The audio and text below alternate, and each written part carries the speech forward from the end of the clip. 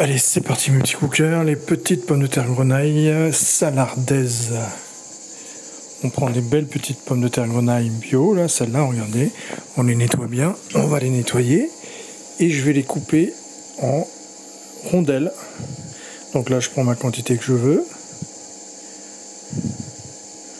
Voilà. Voilà, une fois bien lavé, je vais les couper en rondelles. Rondelles assez épaisses, hein, bien sûr. Voilà.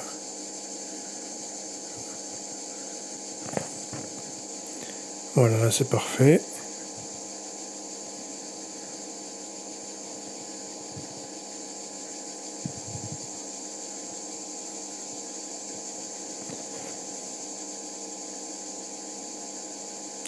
Alors je vous montre un peu l'épaisseur. Voilà, vous voyez.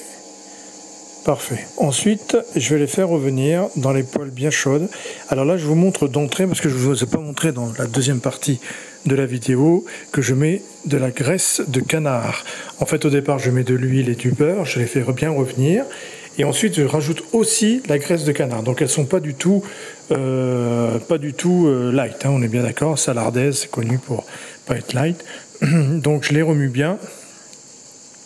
Et là, je vais vous montrer que on n'hésite pas à mettre aussi la graisse de canard parce que c'est la particularité des salardaises. Donc je vous remonte depuis le début cette fois-ci. Donc je mets de l'huile dans une poêle bien chaude, une belle grosse noisette de beurre.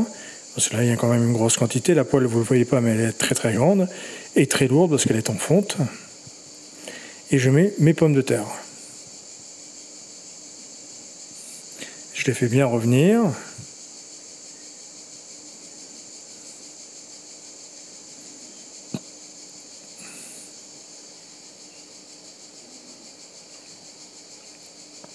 Donc le feu bien vif et souvent je les remue, hein, je les laisse quand même dorer d'un côté, je les laisse quand même 2-3 minutes à chaque fois, machin, mais j'hésite pas à bien les remuer. Donc là il n'y a pas besoin d'aller à la salle de sport parce que la poêle est super lourde, je peux vous dire qu'on fait les muscles. Vous voyez, elle commence à bien dorer là, hein, elle commence à être super.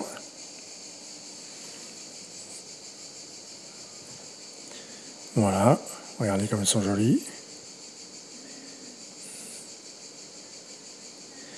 Et donc on va... Donc c'est là où je mets aussi la graisse de canard. Hein. Là vous ne le voyez pas, mais je rajoute, comme je l'avais oublié, je l'avais rajouté à la fin en coupant la vidéo. C'est pour ça que je vous ai montré la première partie où n'hésitez pas à mettre la graisse de canard à ce moment-là.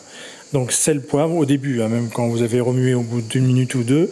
Et là je mets du persil. Alors il est surgelé parce que je n'ai pas eu de persil frais, mais bon tant pis.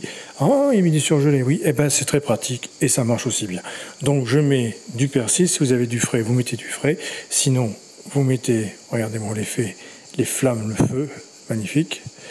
Et donc vous mettez le persil vers la fin de la cuisson, vous voyez quand elles sont voilà, prêtes.